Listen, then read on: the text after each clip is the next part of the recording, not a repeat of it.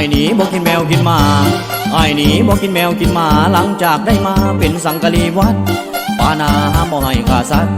ปานาห้ามบ่ให้ขาสัตว์นับแต่ตัวมาไอ้ก็บอกขาไอ้ผมเรียนวิชาดำดินบินบนขี่รถขี่ยนต์สั่งมันกินน้ำมัน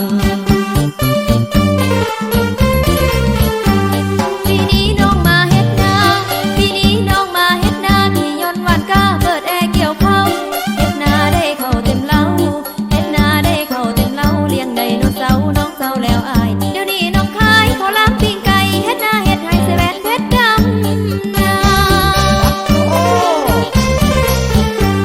พุทโธธัมโมสังโฆพุทโธธัมโมสังโฆอย่าหาว่าโมไปเลยคนดีเมื่อนนี่พระฤาษีเมื่อนนี่พระฤาษีจะเอาตัวดีเลขเด็ดมาให้เลขเปียกเลขไหลทองดำทองแดงเอาบ่คำแพงสิปันหายเอาบุญเอาล่ะน้องไปอยู่อเมริกาน้องไปอยู่อเมริกาไปแคนาดาแล้วก็มาเกาหลีบ้านเมืองเขาก็เจริญดีบ้านเมืองเขาก็เจริญดีแต่ว่าน้องนี้บ่ถึงอากาศบ่เคยลืมชาติบ้านเมืองของเราน้องสร้างผู้เบาที่ยังร้องงมงาย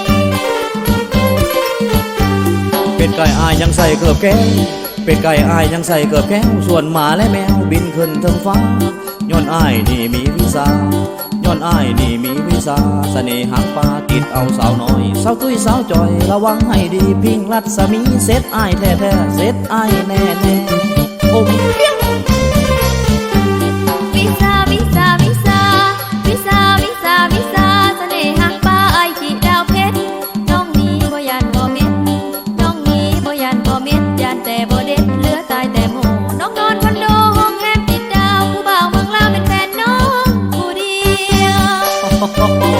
มันใจกว้างนะลาผู้สาวคำนางลาผู้สาวคำนางมานางมาน้องลาควันตาอายสีผ้าเวินผ้าห่อเหินบินเวินเบิ่งฟ้าเบิ่งฟ้าเบิ่งฟ้าเบิ่งฟ้าให้เขาสาทั่วแผ่นดินน้องยันสี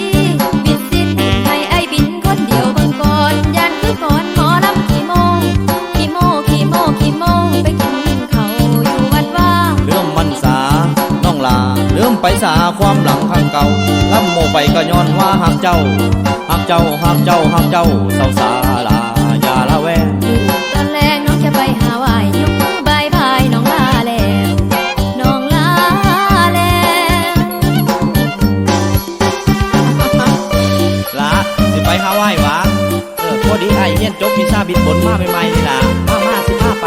บ่น้องย่างเอาย่างไปใส่มันไก่ได้ล่ะบ่ไปหาวายอยู่ดงนี่นะโอ้ยฟังไปฟังมากี่โม่คือเก่าละ